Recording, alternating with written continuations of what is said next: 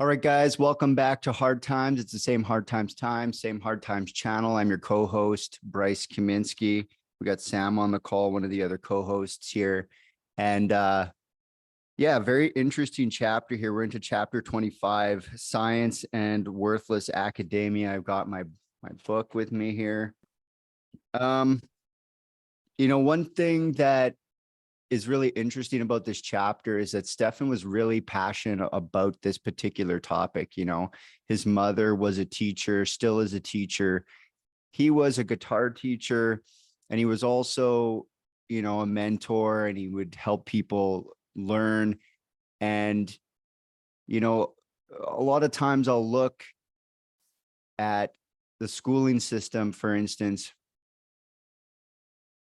and we would talk about how outdated it is. And you're seeing it here in the chapter, how outdated it is. Let's see if we can catch Carpenter Johnny here. There he is. So yeah, the schooling system, like it says here, it's really, based in a time that we were framed around the bell rings, we get up, we go, we sit down, very much training people to be employees or working as employees in the system, right? And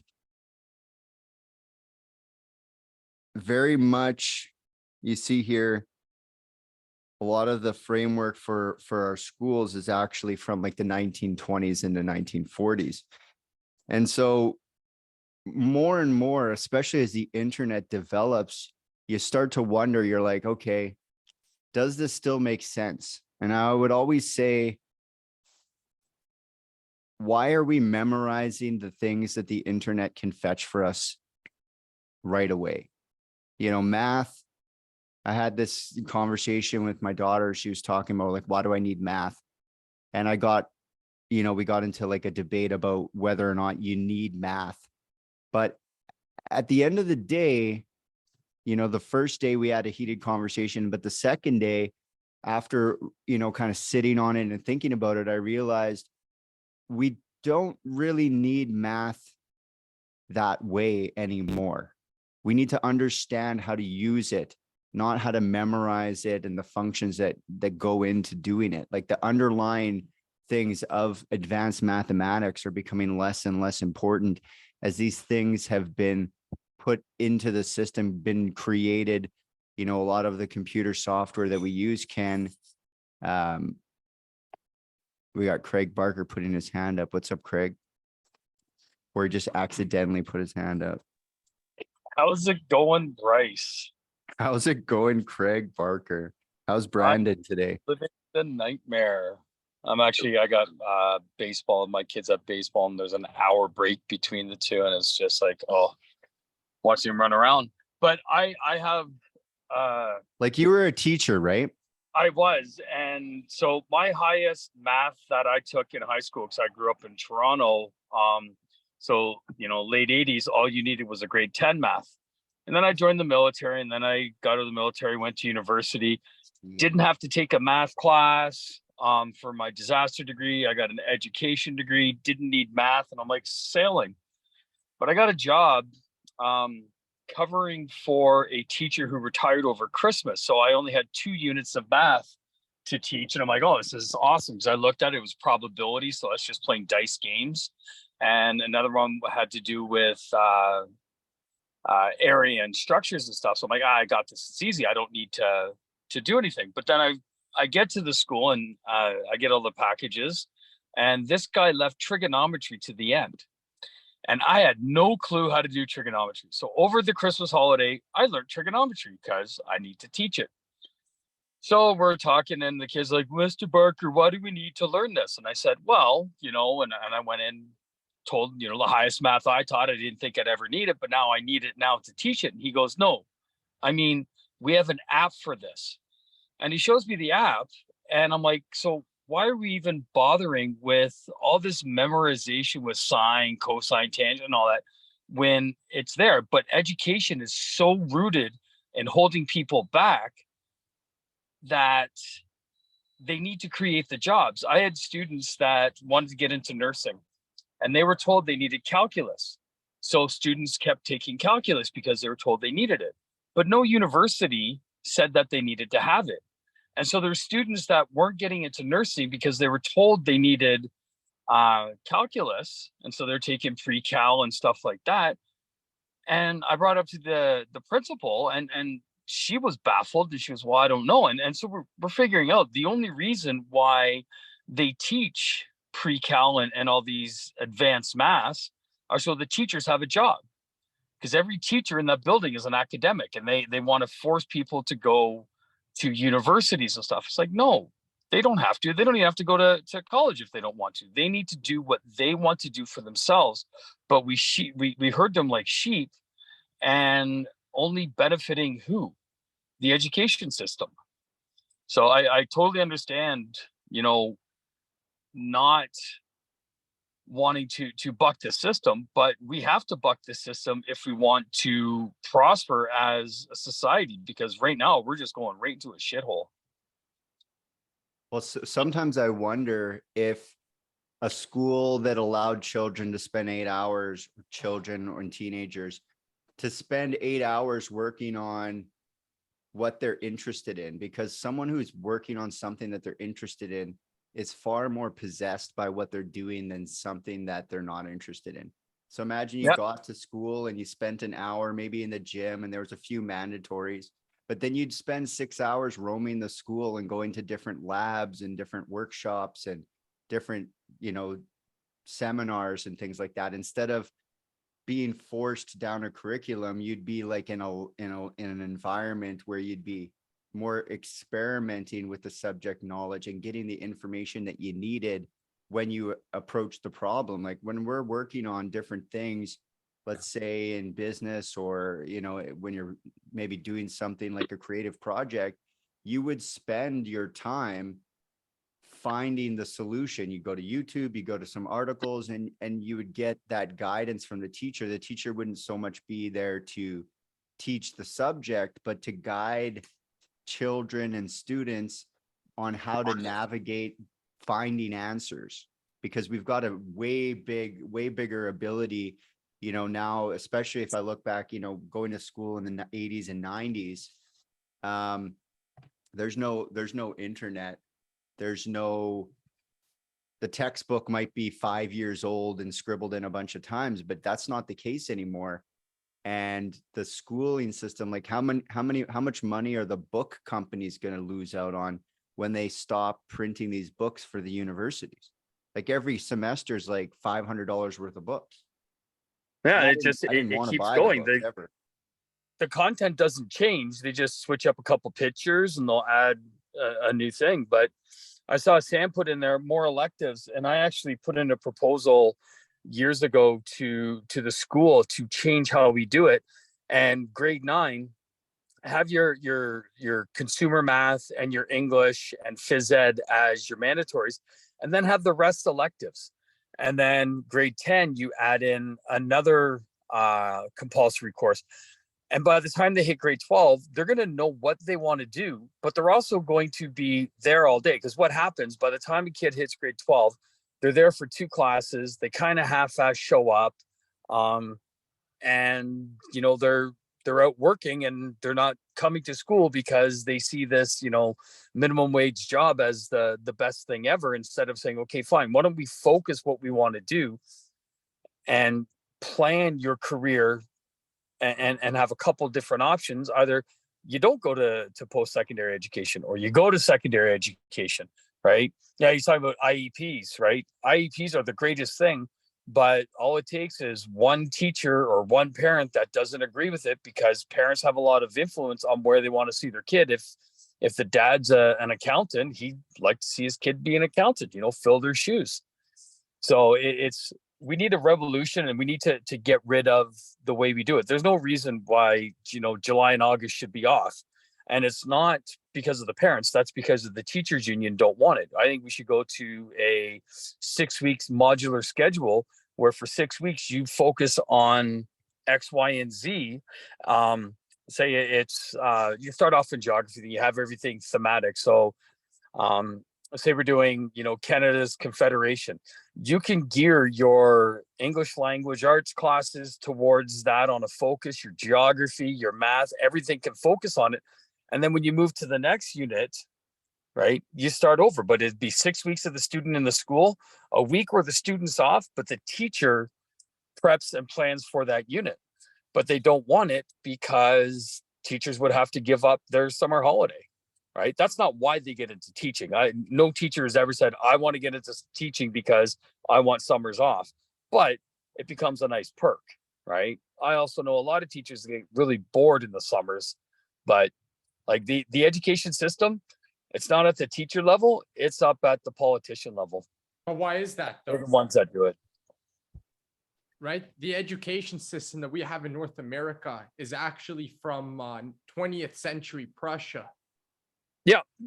And so I think that's like mentioned in the book, like Stefan touched base on it.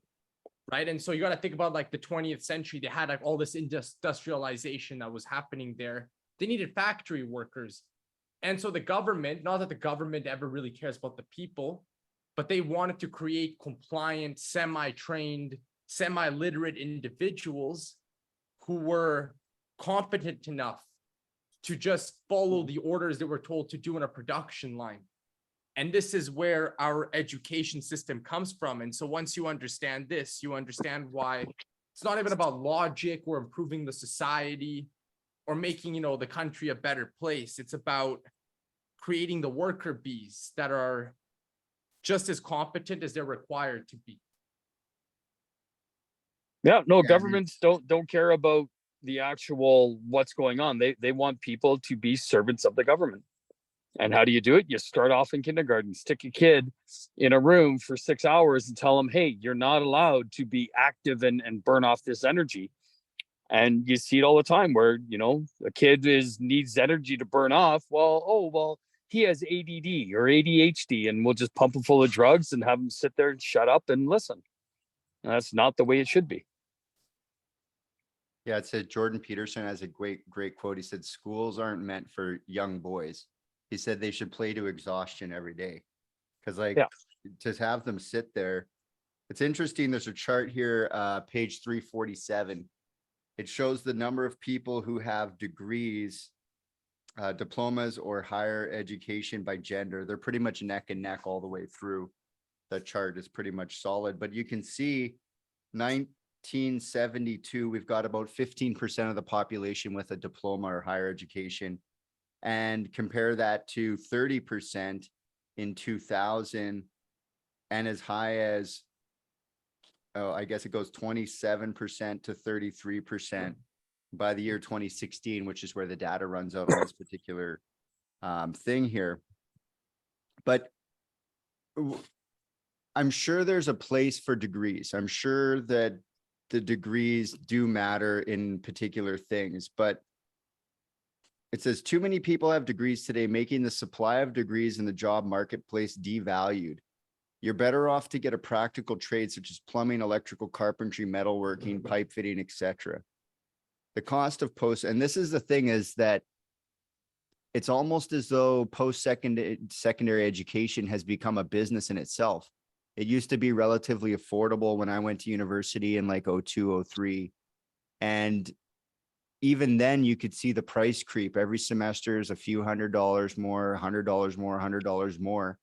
And eventually it got to the point where, these classes had doubled, tripled in price. And now I guess they're trying to keep pace with these American educations, because those people are paying, I think that the education system had a certain amount of gatekeeping that would allow someone to, if you could afford to go to university, it kind of separated you. But now people can just get these loans and that they can't discharge from if they go bankrupt. Yeah, they can't get away from the loan. So it's almost like go to university, go get a degree, get into debt slavery, and pay that loan for how long does it take to pay off a $120,000 student loan? Well, I heard in the US it's different because they charge higher interest over there. And here's the thing, what's so fucked up is that for the longest time, like this was considered normal. And so my parents thought that I was personally out of line for not wanting to borrow 30 grand to get a fucking undergrad that I could wipe my ass with. I Right. got 3 pieces of paper you can wipe your ass with, and they mean fuck all right now. Like Okay, it's ridiculous. my parents said, get the loan because the interest rate is low. Right. And again, it's like the bias of normalcy that just because interest rates are low now and never has it been cheaper than ever to borrow money, that in the future, it's going to follow the same pattern. Which, I mean, hindsight's 2020. Now we know that's not true, but that's what we told a lot of people. Go borrow the money. Yeah, I never thought about that. When they're raising the interest rate for lending, are they raising for everybody the prime rate on a student loan? No, it's for everybody. So the student loans are up to 7%, 8%, 9%. I don't know about that because us investors, we're paying a bit more because we're considered higher risk because we have multiple properties. So for example, SCU, I think is charging me at least 1 point extra because I have like X amount of rentals. But whenever they raise the interest rate, everybody's like credit cards and stuff like goes up. So I have like a personal and corporate line of credit. And so in COVID, I was paying, depending on what product I had, it was either 4.5% or 6.5%. And now I'm paying on those same credit lines. It's, I think, like, 3 points higher than what it was, during COVID. So that would be the same because I remember my student loan was 1% over prime, whatever the lending rate is, the basic index. So that means even now to go and get an education, your interest rate is now creeping up. So all those students are getting hit with even larger. And think about what the government is doing, that they're raising rates or taxes as a disincentive. So they're saying, oh, we don't want as many people buying houses because it's making the real estate market too hot too fast. We don't want people buying too much stuff because it's overheating the economy. We don't want too many people going to school either because there's too many useless degrees. Think about it. Yeah, we don't want too many people getting degrees and reduce the supply of degrees. I remember it wasn't really much of a big deal whether or not, especially if you look at the chart in the 70s, people didn't really, you could make a living without going out and getting a university degree. And if you go on like those job sites now, like Indeed or whatever, the jobs that you wouldn't think need a degree seem to come with a degree now. And I understand, there was one quote that to play counter to the whole point was there's college and university teaches you how to learn and college teaches you how to do something. So if I'm hiring someone and they did really well in university, they probably have an aptitude to be independently learning. But for the most part in a job, you're not really independently learning anything at any pace. You're getting trained and you're doing the job. There's a section here, page 351. Stefan writes, I come from an education family, a family of teachers. Last summer, while driving out to the lake, my mother lamented that the kids are no longer showing up to classes in her high school. I said, the classroom is obsolete, Mom. The kids are smart. They can Google the information. They can use a calculator. They can watch a video online for free on YouTube. They don't have to sit there and listen to a shitty teacher who sucks at teaching to go through some 20-year-old textbook that has no weight in reality anymore. And what I really like about that line is some of the textbooks I can remember using, especially like under grade 9, could have been archaic, just old textbooks. And things don't change that much, but it's still to some degree with the access to information now. Let's see, it says here, kids are smart, the system is dumb, and the system needs to die like the dinosaur. It is and be reworked. Masters and apprentices need to be brought back, and technology needs to be leveraged to speed up the education process. The 12-year-old school curriculum between kindergarten and grade 12 is only 12 years to socially condition the students into obedient workers and has nothing to do with actually teaching. The purpose of the school system is to dumb the students down and make them slow and unable to think on their own. Yeah, to some degree. I mean, we can't overlook the social aspect of school. There's a certain amount of like social, you find out what not to say by saying the wrong thing to the wrong person, right? And so I don't think that we need to rework how they're learning, because we saw in COVID definitely the impact of keeping children apart, that they were doing Zooms, and they were, the Zoom here has a classroom and auditorium setting, but it's still not the same as even a year after COVID, they didn't even give them their lockers in high school. Like, So hanging out in high school is about hanging out at your locker between breaks or on your, after school. You hang out for a bit in the lockers, where the hallways is where it's at. You see someone, you chat for 5 minutes, you go to your class. And they had stripped all of that away. It's not enough that they're sitting in a closed room together for an hour. God forbid they stand and talk in the hallway for 5 minutes. one thing that was noted during COVID is the social students actually dropped their grade point or their averages, and the introvert students actually excel because they didn't have that social pressure of being the center of attention that they hate. And once COVID, it ended, all of a sudden everything goes back to the same, and those introverts are now not showing the promise that they did during COVID. And the other ones, Jacob, they're out there. Jacob, they're there. Sorry, we're at baseball trying to get them. So it's the introverts are only 5 or 10% of the population, but they get left out. And we need to rethink how we're doing things. Does it need to be 100% social? No. Does it need to be a bit of a mix? Sure, why not? But no one's going to figure it out until later. Well, one thing that I think that, specifically what Stefan would always agree with and say is that he was a big proponent of the apprentice and the mentor. And I think that, I don't know how feasible it would be in a school setting. If you could mentor a handful of students, you probably couldn't give the same attention that you could to one person or a handful of people as you could 30 students every period for 6 periods a day or something. But that's just a framework on the teachers and the way that the system was, put together. So, the one thing I would say about having mentored people and being mentored myself is it's such a collapsing of time frame. You're not being fed a bunch of stuff in between. You ask a question, you have a problem, you and the person solve that problem in the moment, and you move forward. You don't talk about why that's the solution. You just say the solution is something like this, and you move to the next position. So I guess the question goes out is just really like, is the school's establishment too powerful to be adjusted? Yeah, with the unions. Oh, you look at it, the Quebec Teachers Federation were the ones that stopped the pipeline going through Quebec, right? So this isn't an education thing, but it's the power that these unions have.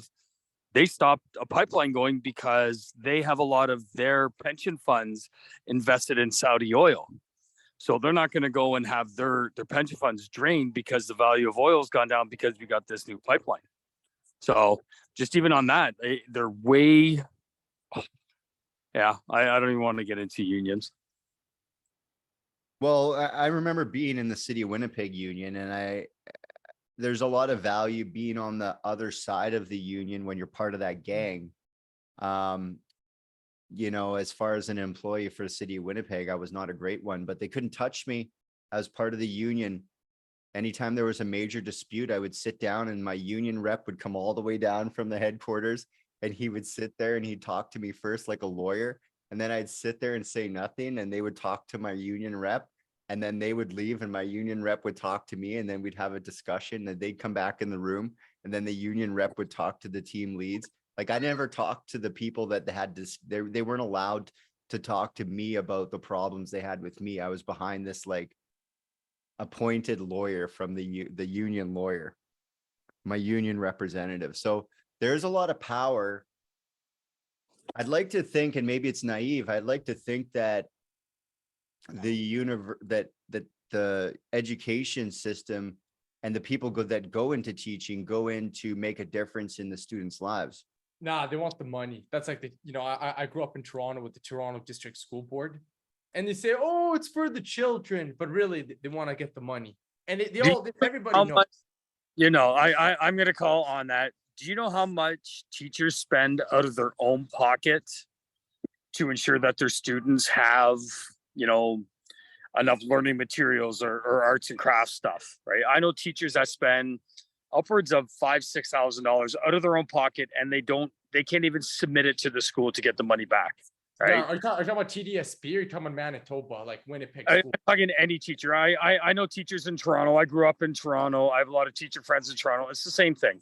It's the same thing everywhere, right? Teachers don't get into it because, I want the pay, or I want the summers and Christmas break off. That's not why they get into it. Yeah, well, I don't know, because I know a bunch of people that wanted to become TDSP teachers, and they all said that was the reason why. So I can't comment about teachers that I had growing up who said that, but people that I knew who wanted to get into the system, and specifically TDSP, all openly expressed that, we're getting into it for the perks. But they're not teachers, though. Well, they're aspiring teachers. They're going through the system to become teachers. Some of them became teachers. Yeah, some of them became teachers. Yeah. I mean, I'd like to think that that's not the main reason that people become teachers, but it's certainly a secure job. I know people have to do reps like out of town and stuff like that, where then finally they get like a good job in the city. But, like, I don't think teachers, when you look at that system that's set up, I don't think teachers are going anywhere. But that doesn't mean that we don't need teachers. Teachers will teach however they're taught to teach. And so it's not so much about how they're the people themselves, but this system that's been created before we needed the Industrial Revolution. I guess people would go to Sunday school. Yeah, that's how they you would learn how to learn, read and write, and then they'd go back to the farm in the agricultural, like 1800s, right? 1800, and like that worked great, because they would just trade with each other. They'd work the fields. Everybody had like made their own food, and then they had like, maybe the farmer was also a carpenter. There was a guy who worked with metal, a guy who worked with tractors, and they would all barter. And then one day a week to go to the Sunday school, know how to read and write, and get a little bit of God in them. Well, that's interesting too, because you think about it for the other, let's say you went to Sunday school on Sunday and you learned to read and write, but you wanted to be a carpenter. How would you learn to be a carpenter in that framework? Well, then you go to the other neighbor farmer who's like, runs the carpentry business locally. Yeah. And so he would be then, and they'd be swapping sons, right? So let's say your farm, the dad's actually a baker. You don't want to be a baker, you want to be the carpenter, and Stefan touched about it. So you go, and the sons would swap masters, and the baker's son is going to be the carpenter's son, and the carpenter's son is going to be the baker's son. And then on Sunday, they still meet up together and they go to Sunday school and learn how to read and write. It'd be interesting if we could go back to that, as if the fields of agriculture are actually the domains of the internet, because you would learn everything about what you needed to learn doing. You would learn how to, run the farm by running the farm. They wouldn't be teaching you farming at school. They'd be teaching you the stuff you didn't learn. So perhaps the school is actually one day a week. Well, no, that makes sense. Oh, that On way. the farm, they're learning hard skills. I don't tell the union that school's one day a week. No, but if you look at it, the largest employer of most cities is the school system.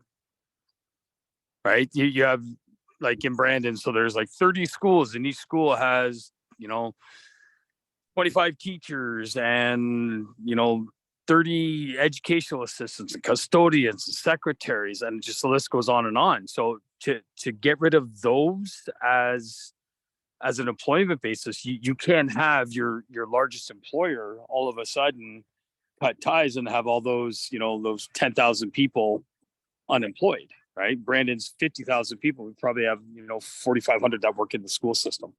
So to get rid of that, it'll never happen. We're going to have World War III before anything like that happens. Well, that's fine. The province can go bankrupt. Like, I really don't care. Like, me personally, if I ever have kids, they're not going through the public school system, because by now, like, we all know better. Well, and that's the comment I was going to make, that like, it's almost so in the 1970s, women had to start working, right? They had to start going to work to start to offset the dual income household. And it's almost as if schools function now is not so much education. It's childcare. It's childcare, because like, what do you do? What do you do when your 8-year-old and your 10-year-old are hanging around the house? They're not learning nothing. Or maybe they're on the computer doing their thing, learning how to be the next Twitch gamer or whatever that they're doing. But there's a lack of hard work. We can't go to the Sunday school model because there's no work for them to do. What are they going to learn? But they don't even believe in the church, so they can't even go there because they don't want to go there. They don't feel welcome there, or they're not welcoming of it, whatever. So they can't go to Sunday school. The parents like are so busy with their work, they can't even like raise their own kid. And think about it, when the kid gets sniffles, especially during COVID, because back in the day, the parents would usually send the kids to school sick. Now you can't do that. Now your kid gets sick, the parents like, oh shit, I have to call in sick for work. Or like, my kid had a cough and got sent home from school because he coughed in school. I'm like, you gotta be kidding me. Yeah, I heard a lot of those stories. And I mean, I have a 3-year-old, and when he's got the sniffles and stuff, I'm not taking him to Kid City or anything like that. Like, I don't want to put that on, like, a sick kid is the last thing you want to give other parents. But sometimes you gotta go to work. Like, maybe the school system, I don't know. What do you guys think? Do you think the school system is actually childcare? No, but that's what it is. Because and this isn't just the school system. It's also the business world, with all the corporations and the 9-to-5 job, and how conveniently the school system works around the 9-to-5 job. And then if the parent can't go pick up the kid at school when it ends at 3 o'clock because they're out at 5, there's the after school program, yeah, until 5 o'clock, or they walk home because they're like 11 or 12. But like, I remember like somebody was asking, like, why does the 9-to-5 exist? Because think about it, like most jobs, like it's almost at most companies, well, big companies, they like force their employees in a certain sense to be unproductive, because arguably you could achieve in 32 hours what you would achieve, what they're making you do in 40, right? And then you would have an extra day off to do the other things, but they don't want that. They want people to be working Monday to Friday, and then you're so overwhelmed playing catch up on weekends that you can't do the side hobby job. So guess what? Now you have to hire Carpenter Johnny to build your fence and deck. You have to hire all these specialists and pay more money because you're just sucked into the 9-to-5 job. And the school system plays into that of getting you there and giving you childcare so you could even stay there and pay your bills.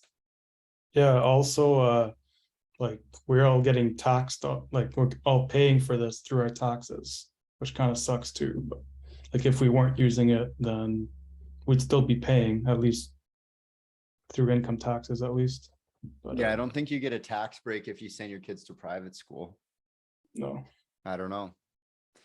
But yeah, every city of Winnipeg property tax has a, if you get an education property tax credit on one property, and everybody else pays education property taxes. They all pay school taxes through their property. Well, this year I found out why I got the rebate. They were giving just specifically for this year 50% back.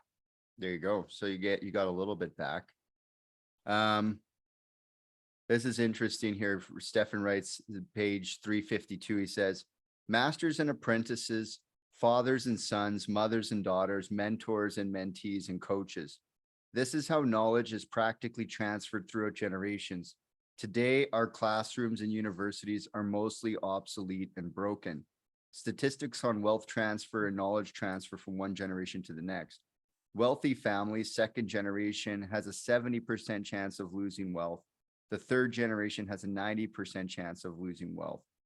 To transfer knowledge from one generation to the next, is a perilous task. And that's why wealth is lost from one generation to the next. The same applies on how to be a man. With no father to teach men how to be a man, the boy will stay a boy forever. Without proper mentoring programs, young men will continue to be weak men until they are mentored by strong men to learn the skills they need to survive. So that runs to the end of that chapter. Did Patrick make it here? Let's see. Patrick. No. I'm gonna jump onto, let me close this here. I'm gonna get ChatGPT to write us some questions here. 1 second, guys. Come on, chat. Are you still teaching, Craig, or no? I guess he's doing baseball now, right? 5 questions. No, I got out of it a couple years ago. The politics of teaching is just disgusting. Do you regret it? I miss the students. But the word, like everyone says, oh, it must be hard teaching kids, blah, blah, blah. I said, kids are the best part of teaching. The worst part is the adults, be it parents, other teachers, or the administration. So no, I don't miss it, but I miss the kids. Yeah, I miss the students. I don't miss coaching. I miss the students. So Yeah. It says here in chapter 25, the devaluation of degrees is discussed. What are your thoughts on this issue? Do you believe that certain degrees hold more value in the job market than others? Why or why not? I saw a reel with Gary Vee where he was talking about that he doesn't even look at the resumes. He just Jacob will be interviews. here Friday, but probably not Saturday. And then I don't know about Sunday. Just talking about baseball. Everyone loves baseball. So do you think some degrees still have value, or are most degrees, like if I'm hiring an accountant, I probably want them to have a degree. Well, no, well, by law, to get the license, they have to have the degree. Okay, so it's not about a degree. What about if I could just get the license? What if I studied? Can I study to be an accountant? No, but I have to go get the degree and then and then it's not just getting the degree. You also have to do your articling. You're I think As an accountant? Yeah, have to do like 2,000 internship hours or something like that, and then write the exam. So it's like a Red Seal thing. Yeah, same with like lawyer. They go to law school, and then they they got to get their undergrad, then they get into law school. No, then they have to write their LSAT, then graduate from law school, then do their articling, and then write the licensing exam. And then don't get me started about architects. Becoming an architect's even harder. Well, I think I want my architects and my bridge builders to be relatively educated, right? Well, no, I'd get an engineer for that. Oh, yeah, an engineer. Like I'd want my engineers to be relatively but it seems like it's more of a boys club than it is necessary. Like people can do, one thing that I've always been instilled, my father put in my head. He said, if someone else, like another person on this world can do it, you can probably do it. And that doesn't mean like you need to go get educated to do it. You can probably do it. Are you going to be am I going to be able to build a deck as well as Carpenter Johnny here? Maybe if I learn a lot of videos and I take my time, and I can probably pull it off. But how quickly are you able to do it versus the guy without any knowledge of like like I've been recently doing construction, and in the days where I've been working with people, I've learned so many just little tricks on how to make it smooth. That's the things that you don't learn that in school though. You don't go to you don't go to like MIT and learn woodworking and stuff. They don't know the tricks of the trade. They're not in the field doing the work anymore. There's those who can do and those who can't do teach.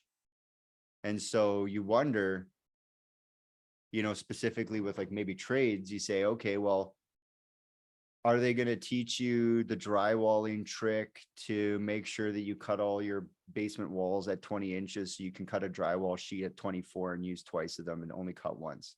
Probably not. No, they're not going to teach you that. And then like look at Red Seal Carpentry School. Yeah. How they don't teach them like even that much, but it's like do all this theory and then write an exam after you get your 5,000 journeyman hours. And I'm just running circles around these guys in the fence and deck space. Yeah, the real life education that these farmers were getting before Sunday school, that these bakers, that these blacksmiths were getting doing the work. You'd stand around. When I was watching this guy work the other day, he was doing mudding and taping. He's doing the plastering on the walls. And he's like, oh, I've been doing this for 37 years. So I spent 5 minutes watching him. And in 5 minutes, the tricks that I learned in that 5 minutes were more than enough to be worth 2 hours of time. But you have to watch him do it. You have to stand there and like, why is he okay? He's putting it on really heavy and then he's going to let it wait. And then he's going to put the tape on and he's going to press the tape in. I've seen people do taping all sorts of ways, but never have I seen it. I've seen it done a lot of different ways. But just that little procedure that he's doing, they're not going to teach you that. They're going to teach you the science of drywall and the science of the putty and like what's the compound made out of and all these things. Like that's not going to help you do the job.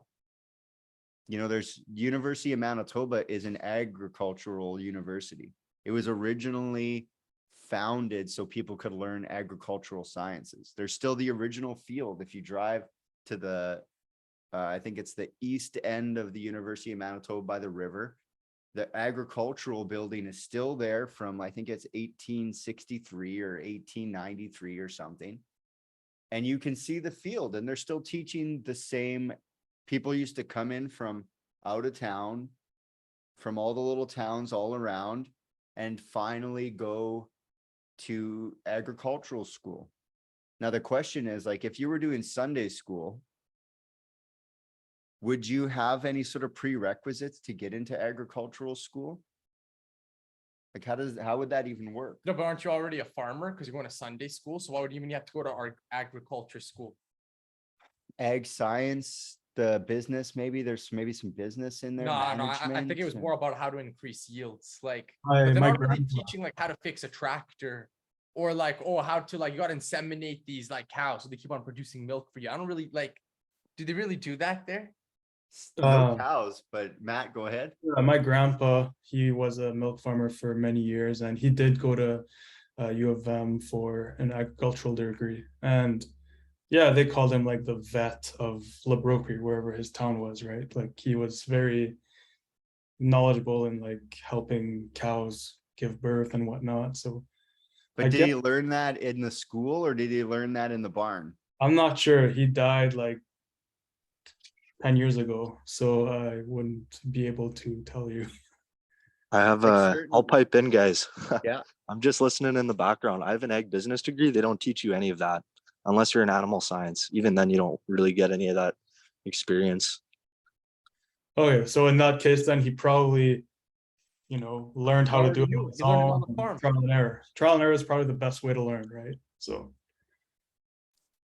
Right, but I guess we need like an arena to like try and fail. Let me run the next question here. yeah. The chapter suggests pursuing practical trades as an alternative to obtaining degrees. What are some advantages and disadvantages of this approach? Do you think it's practical? Do you think practical trades are undervalued in today's society? Why or why not? Well, I think that there's a huge trade shortage. And I think that that's because the beginning wages, it's almost like you look at law school and how much it takes to get into it financially. But when you're a trades guy, what's the cost to get into being a trades No, guy? they literally pay you to learn, right? Like becoming a lawyer is like at least 100 grand. Right. But you go to a trade, let's say you're the new guy on the roof crew. What's the cost to learn roofing? No, they'll pay you. Yeah, they'll pay They'll you. pay you to How lug the much? shingles up. No, garbage. God, they're gonna pay you garbage. You're gonna have the garbage job, and maybe this season you'll get on a few roofs, but you're probably gonna be the guy picking up shingles. Oh yeah, I know you're gonna be ruined, but no, but they'll teach you. But no, but let's talk about other trades like pipe fitters, electricians, carpenter assistants, like all sorts of stuff like that. Then on the entry level, maybe they'll pay you like 17, $20 an hour. And I mean, it's not glamorous, but you're gradually working towards learning a skill and you're becoming useful to society. Right? Like here's the thing. One thing that is going to shift it phenomenally, and people don't realize it, is artificial intelligence. Lawyers are going to become obsolete. I have done probably 15 documents that I've submitted to the courts, and I'm using all AI, right?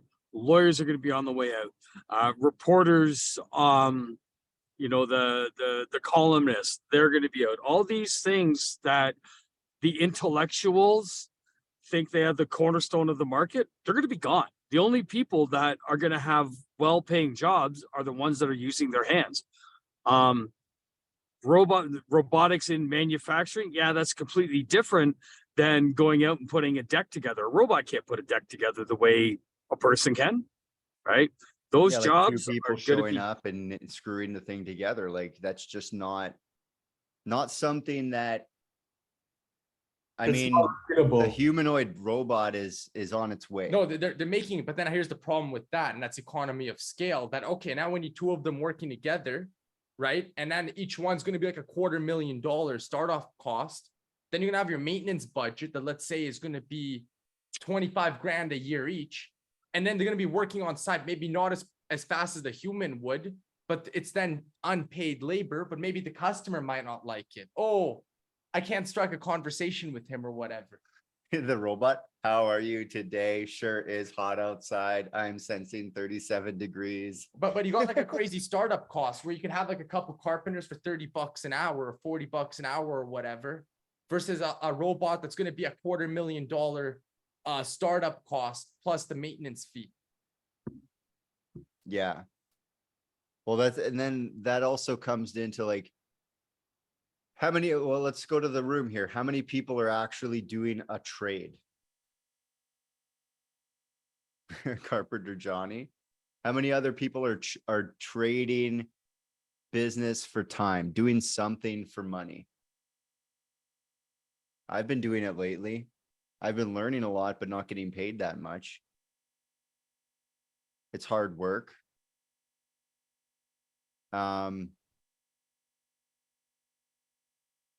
Yeah, but there's something intrinsic in doing work like that for a man that gives him value at the end of the day. There's something about being tired that's worthwhile in the trades. Well, it's also doing jobs that are real. Like think about how many jobs exist that are actually bullshit jobs that don't even like improve society. And it's like some sort of support role job for some other support role person who's like a secretary for some executive in some company. And at the end of the day, you spend all this time going through all this emails and all this miscommunication back and forth between the departments. And at the end of the day, you didn't actually do anything meaningful. You weren't actually useful for society. If anything, your job might have even costed the company money, right? Maybe you didn't really even benefit the consumer that much. Well, we had the cleaners in on your property today. They worked they were still there at 5 o'clock. So they had been working for almost 3 hours cleaning that house. And there's 3 of them for 3 hours cleaning it. It looks great. And, that's the physical, men are here to manipulate the physical realm. And so the trades really do align with that, where we're moving things, physically changing things, the shape of the surface of Manipulating materials. manipulating materials and making things exist that weren't there before. Let's go to question 3 here. The high cost of education is a major concern raised in this chapter. How do you think the cost of education impacts individuals and society as a whole? Are there any viable solutions to address this issue? Well, there's some places that education's free. Yeah, but that's in Europe, and then everybody has a degree, and then they're all unemployed. Right? Like Greece, Like, apparently yeah, or everyone in Italy. Greece has a degree, but no one can get a job. Yeah, they have like 52% or like 60% youth unemployment, but they all have degrees. They all have their masters and shit, but nobody cares.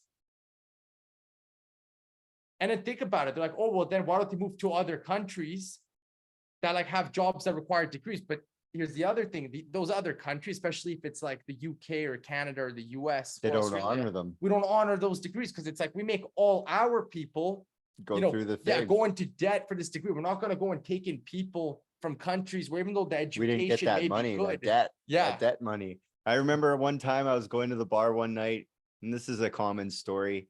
The taxi driver, I was like, so, you've been in Canada long? He's like, yeah, I've been here for a while driving cab. It's like, so how long you been driving cab?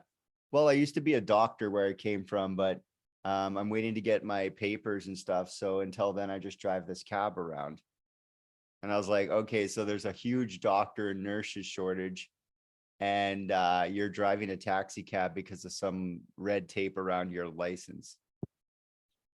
Like the vet, like Matt was saying, no one's checking his grandfather's credentials. They just know him as the guy. And I suppose as a doctor, you need to have some credentials, but we can't lower education to nothing. If we have free education, it's the whole free's worthless. No, but it's not actually free. Like those European countries are Hey. like taxed out the wazoo. Well, Canada used to have free university into the 70s, and no one went and took it. It was, I guess, the exchange of value. Like when my dad was saying in 75 through 77, that you could go right up until sometime in the 80s, the university in Canada was free relatively, a few $100s. But people didn't go. They didn't need the degree. They went from high school, because I remember my high school had like a trades section. You could become a carpenter. They had electricians. They had auto body techs. This is Kildonan East Collegiate. And I guess it was collegiate, meaning that it was like a tech school. Because I know Miles Mack has an international IB program, international business program, but they have no carpentry program or auto body. Like Kildonan East, you go in there and you can spend, like by the time you're in grade 11 and grade 12, you're spending the majority of your day just working on cars. You're like taking cars apart, or you're in the carpentry thing, building carpentry all day, or you're in the electrician area and they're doing wiring through walls and stuff. Like that was the framework that I came from. And then everything, all the sciences was interesting because half the guys, maybe 60% of the guys in my class weren't in the sciences. I was in like computer science and things like that. And every other guy was like, oh, I'm in electrical, I'm in carpentry, I'm in the auto body thing, I'm in the paint thing. They would teach people how to paint cars. And so you would leave high school, grade 12, with like pretty much as a mechanic. And then they would go, oh, you got to go to Red River now and become a mechanic, right? So I don't know. It seems like the cost of education is benefiting the people who are getting the loans. Did To they me- credit some of the courses from high school when they went to Red River, or people go to Red River? Yeah, some of them were transfer over for especially my brother was doing auto body and mechanic work, and he was looking at Red River, but he decided no, he just went and became a parts technician, and now he's worked at Piston Ring for like 15 years or something. They've added apprenticeship, Manitoba, when they're in the high schools, depending on the school, if they have the program, you could leave high school with your first year of Red River or ACC or whatever completed, as well as getting paid from your I guess your sponsor. A friend of mine, his kid Co-op or is something, going right? to be, yeah, he's going to be a mechanic, and he got a job at Honda. And so he's been working there, you know, just as a shop apprentice. But when it comes time to school, they're paying for his school on the contract that when he's finished, he gets a full-time job with Honda. So they're out there. It's now becoming more and more prevalent at trade schools. Like out here, we have Crocus Regional Secondary School, and they have everything from mechanic, carpentry, electrician, plumbing, all that stuff.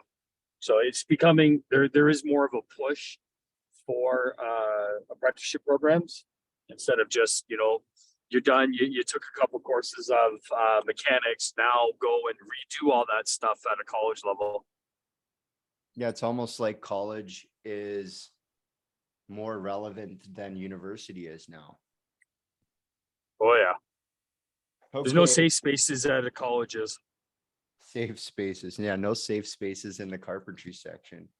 No safe spaces in the plumbing and electrical. That's section. actually not true now. Now with like a lot of the licenses, they're making the license holders sign all these like statement of values of, oh, you know, I have like a rainbow flag during, you know, Pride Month or whatever in my, you know, my business or whatever. No, they're doing all that stuff now. They're pushing it all through the licenses. Oh yeah, you have to do this to keep your license.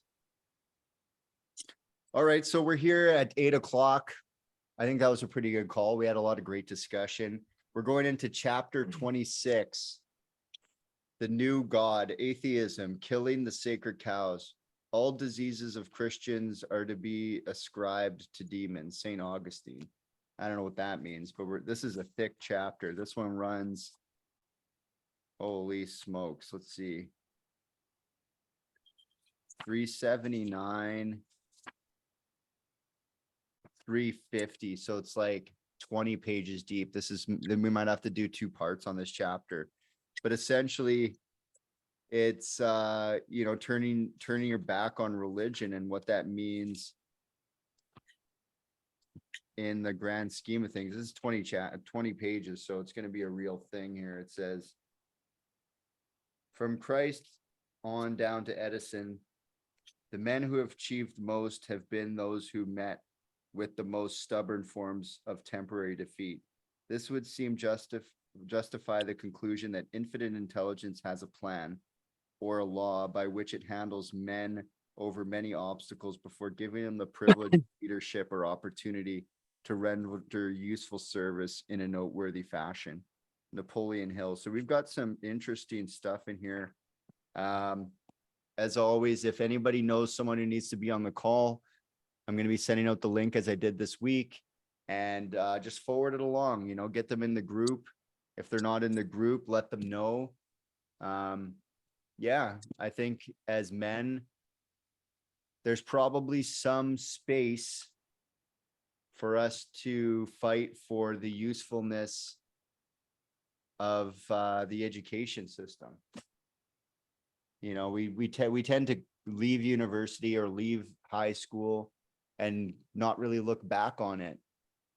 But those people that are in school now will be working after we are more or less done working.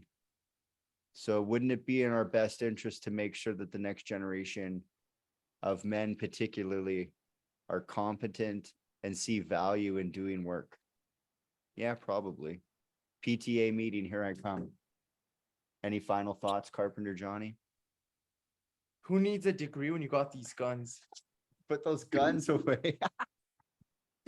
All right, guys. Well, that's it for us here this week. Again, Hard Times every Wednesday, 7 o'clock. We're going into chapter 26. Same Hard Times time, same Hard Times channel. I'll catch you guys all on the next call. Talk to you later. Have a good night.